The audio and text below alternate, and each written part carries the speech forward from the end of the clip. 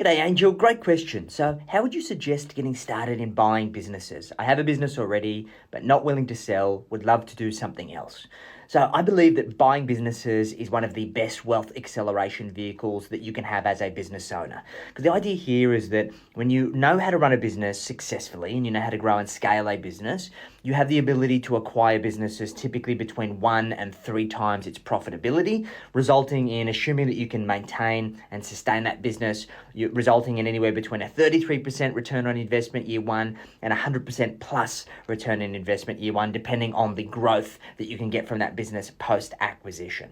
Now, there are a couple of prerequisites before you dive into this particular space, and it all starts ensuring that you've got the right foundation and your business is in the position to give you the bandwidth to be able to grow and scale other businesses that you acquire. So we actually have a 100-point checklist that we go through with our clients that's about getting them exit ready in their business.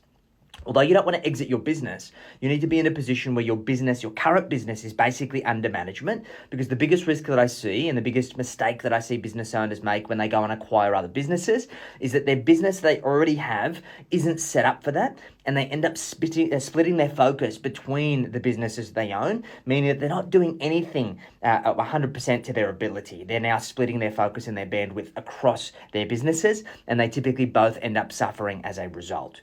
So what's really important is that you need to assess whether your business is in a position where there's managers in place, there's systems, there's processes, there's core team in place across marketing, sales, delivery, and operations to ensure that you can confidently focus your time and attention on this new business that you're looking to acquire.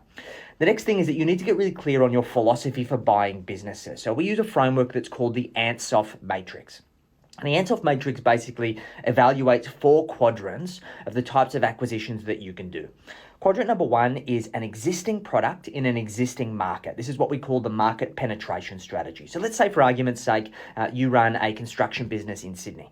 Going and buying another construction business in Sydney would be an existing product in an existing market. It's a market penetration. You are basically buying market share, okay? And the idea behind this is that you already know the business, you already know the space. The thing you've just got to be mindful of is that, of course, you're not cannibalizing your own current business, and ultimately there's enough opportunity for both businesses to stand alone, and essentially allows you to do that. The other risk there being that you've got all of your eggs in kind of one basket. The second quadrant is an existing product in a new market. This is what we refer to as our market expansion strategy. And the idea here is that you've already got something. Let's use that same example. You've got a construction business in Sydney. Do you go and buy a construction business in Brisbane? Because you don't have territory there, you don't have contacts, you don't have brand there. So by acquiring an existing business there, then you have the ability to capture that market share and be able to diversify your businesses, because you already know the business, you already know the product. All you're doing is you're getting access to a new territory, and it's something that you don't have to start from scratch yourself. Next quadrant, which is my personal favorite, is a new product to an existing market. And this is what we refer to as the share of wallet strategy. The idea here is that you have clients already in your current business, and there are things that they are likely buying from somebody else that if you had that business, they would buy from you. So for example, let's use a different example here. This is what I do in my business. We have a financial advice business, we have a mortgage broking business, we have an accounting business, and we have a profit coaching business. We also have a business outsourcing business. We basically have businesses that are all professional B2B services that our clients need in order to grow and scale their business, right? And they know that if they get value from one of our services, there's already a known relationship here that if we can add value to them in those other areas, we're at the top of the list for them to make that decision. So the idea behind this is that if we've already got a set of customers, how do we maximize share of wallet by maximizing the value that we add to those customers? That could either be horizontally aligned, like what we've done in our business, or it could be vertically aligned. So it could be part of your supply chain that you're capturing that needs to be delivered to your particular client or customer. And then the last quadrant is a new product in a new market. And this is what we call the diversification strategy. And this is where you're buying a business that's completely different to your business, potentially in a completely different market as well. So let's say, for argument's sake, you've got a construction business and you go and buy a laundromat, right? It has absolutely nothing to do with your construction business. And the reason why you do that is because you believe that you've capitalized on the opportunities within your industry and you want to start diversifying. The reason why I put it last is because typically that is the last opportunity that we look at. Having businesses that aren't singing off the same song sheet, that don't have any relationship with each other, consumes far more bandwidth than you can think.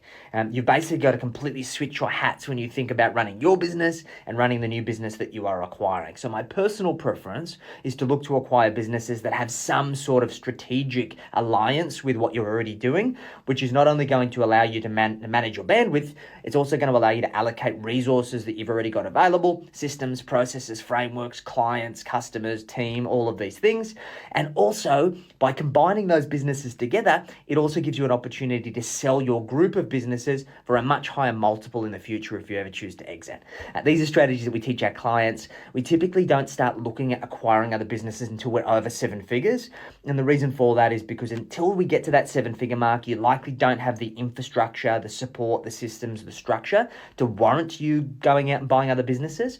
And you're actually better off capitalizing on the opportunities that exist in your own business. This is why we've got to battle against this kind of boredom. Business can be boring, right? And it's the boring stuff that works. So when we are kind of itching to do something new, sometimes that's a symptom that we just need to go back and continue to optimize what we've got or focus on the next right thing, because we don't want to be buying other businesses just to try and scratch that itch and end up doing ourselves an injustice in the process by eroding value of both our existing business and the new one that we acquire. Business is risky and we want to make sure we do it the right way. So if you want some help with this stuff, feel free to reach out to me, jump on the link in my bio. There's a whole heap of resources in there that can help you with this. And of course, we help our clients with this all of the time. So feel free to connect with me if you want to have a chat about how we can help you with that. Take care.